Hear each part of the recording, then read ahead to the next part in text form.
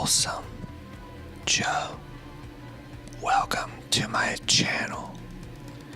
This is a 3D printed painting tutorial featuring the Ghostbusters terror dog, aka Zool.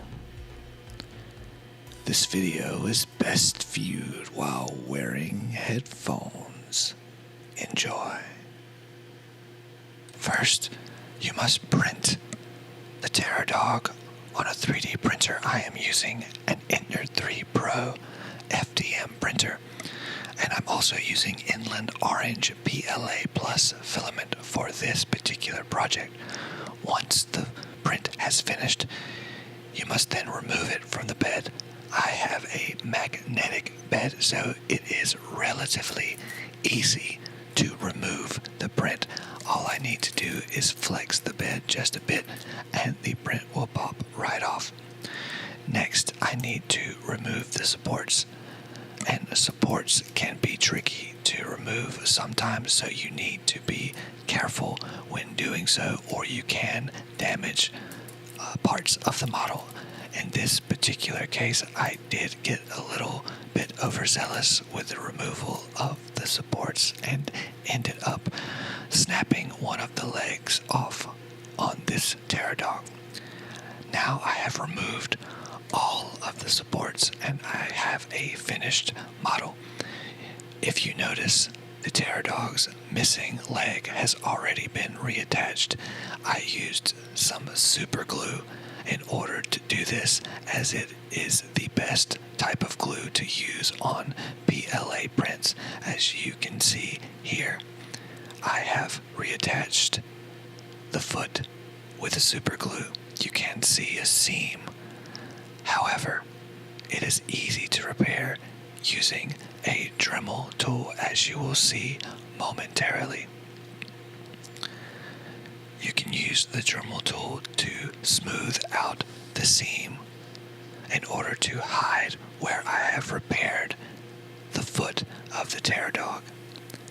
Here I am using my very inexpensive Dremel tool that I got from Harbor Freight with a somewhat of a sanding drum. I am not entirely sure what type of tool this is.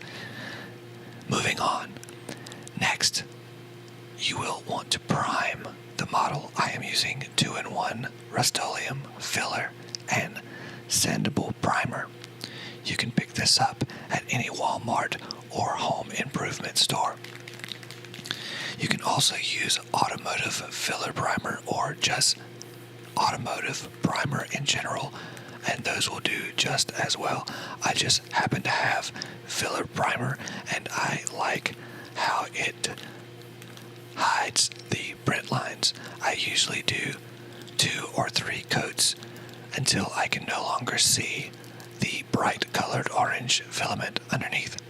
Now, once the print has been primed, you will need to gather some brushes. I have a few brushes here. They are not anything special. They are just brushes. And you will also need some other tools as well. These are just brushes I picked up from a local dollar store. I do not believe they are any sort of special brush. I'm also using the cheapest paint possible. I picked this up from Walmart. It is Apple Barrel brand acrylic paint and can be purchased for the low price of 50 cents per bottle. I'm using several different colors of black, browns, grays, as well as a red color. I will try to flash the colors onto the screen. You will also need a cup of water and paper towels in order to clean your brush.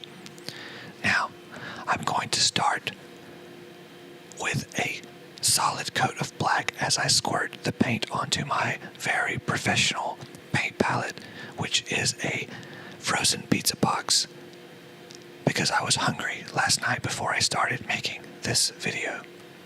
You can use whatever you have handy. I'm going to first start with a brush, and I'm going to apply a liberal layer of black paint over the entire surface of the Terror Dog model that I have printed. There is no particular technique for this. We are just creating a base layer in order to paint the rest of the details onto the model. You can use a bigger brush than what I have chosen to use here, but whatever you do, you can be as sloppy and as careless as you possibly can, as it does not matter as long as the Terror Dog is painted solid black. This will allow us to apply lighter colors over this base layer to create a three-dimensional effect on the Terror Dog.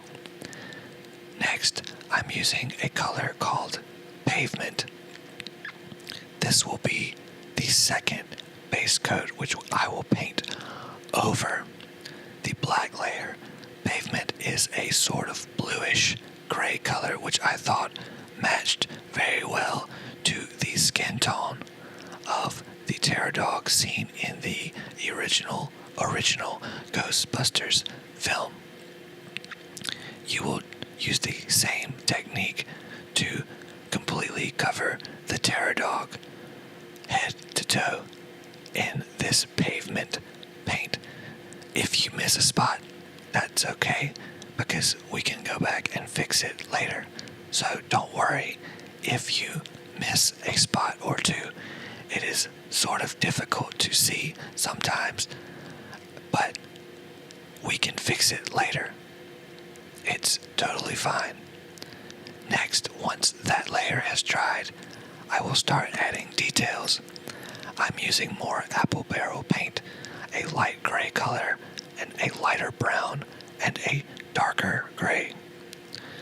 These are the colors I will use to create the detail lines on Vince Clortho or Dana Barrett, or whichever of those two characters you've chosen your Terror Dog to be. I've also squirted a small section of pavement in case I screw up and need to fix my mistake. It is easy to paint over your mistakes using this very cheap and inexpensive acrylic paint. Sometimes I do not know how to talk, and I am very sorry.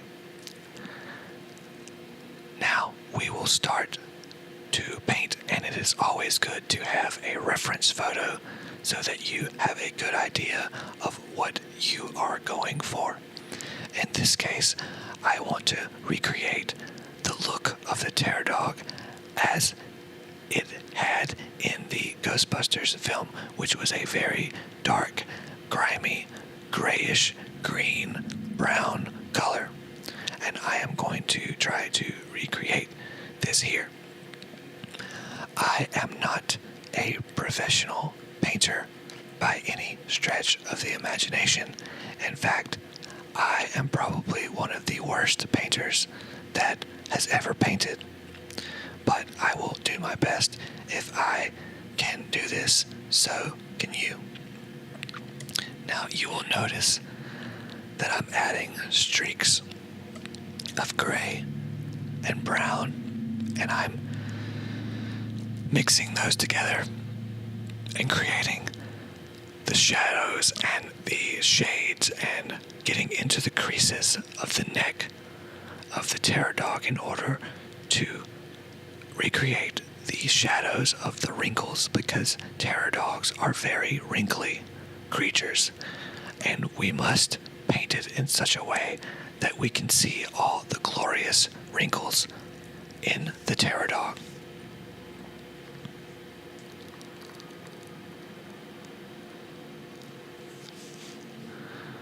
Now, you can use whatever color combination you'd like, but this is the one I'm using because I just chose these colors at random with absolutely no thought process.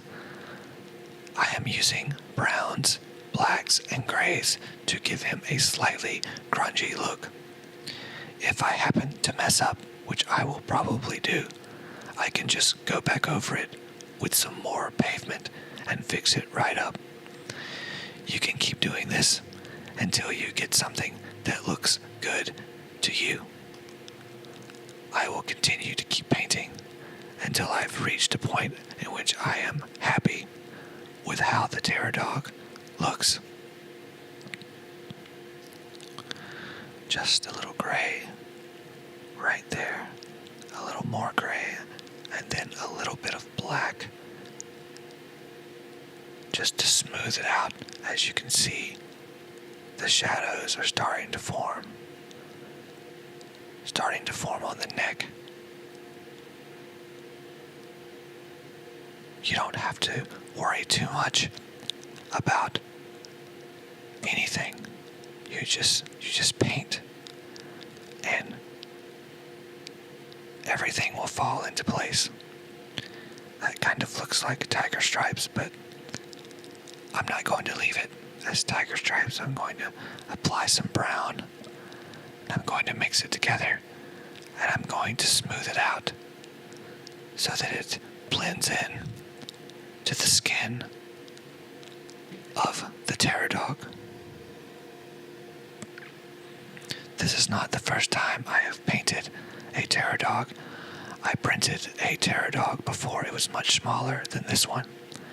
I painted it, and unfortunately, my dog ate the terror dog.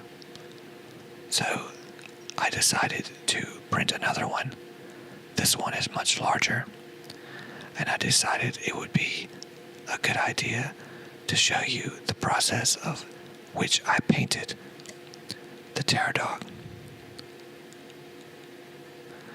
This particular part of the painting process can take some time to complete, but if you are patient and you are patient, then you will be able to finish painting the terror dog in no time.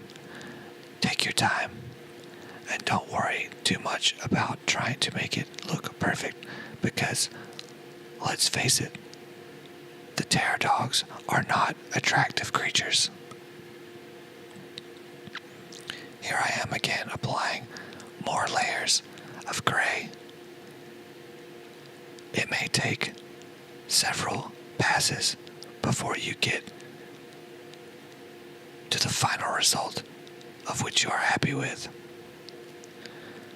Now I'm applying a few more touch-ups before we move to the next step in the painting process. Now that we have the body painted, it is time to move on to the horns and the toenails. I am using more cheap craft paint. This time I've chosen the color ivory, as it, I feel, is a good base coat for the horns. I'm also using an extremely tiny brush for this process, as I do not want to get paint on the body of the terror dog. If you go slow and take your time, this should be relatively easy. Just paint each of the horns one at a time. I like to start from the top and then work my way to the bottom. And then I'll turn the model over so I can get to the other side and do exactly the same thing. Paint another layer of ivory apple barrel acrylic paint to the model. Once I have the horns painted, it is time to make them look crunchy and grimy. I'm going to use a light brown in order to add some dimension to these horns. I will do that by having my brush slightly wet when I apply the paint, so that the paint is slightly thinned. And then I will dab on just a tiny bit of paint once I have dabbed that on, I will do the exact same thing with some black. Just like that. Just do it just like that to both sides. And then I like to take a small piece of paper towel.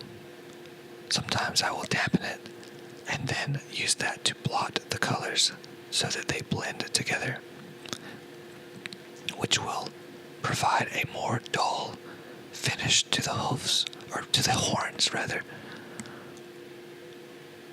like so. And finally, it is time to paint my favorite part of the terror dog, which is its glowing eyes. And since we cannot make the eyes actually glow, I'm just going to paint them. Once again, I'm using a very small brush. You have to be very careful. Make sure that you only paint the eyeball. Be very still. Go slow. Stay fit. Keep sharp. Make good decisions. That's what I heard anyway. Just go nice and slow. Don't get in a rush. This is a very tiny area, and you don't want to have to go back and repaint your face. Now, the final step in the painting process is to create sort of a wet look, because the terror dog in the movie appeared to be sort of wet and slimy looking. So in order to do that, I'm using a very light layer of Rust-Oleum crystal clear enamel. I'm also using another pizza box because I like using pizza boxes for things. You don't want to apply the spray too thick or it will run, and you don't want it to run. Now, we have finished painting the terror dog. And there you have it. Give yourself a pat on the back because you've just finished painting your very own Ghostbusters 3D printed terror dog. Thanks for watching. It's Mellow Time.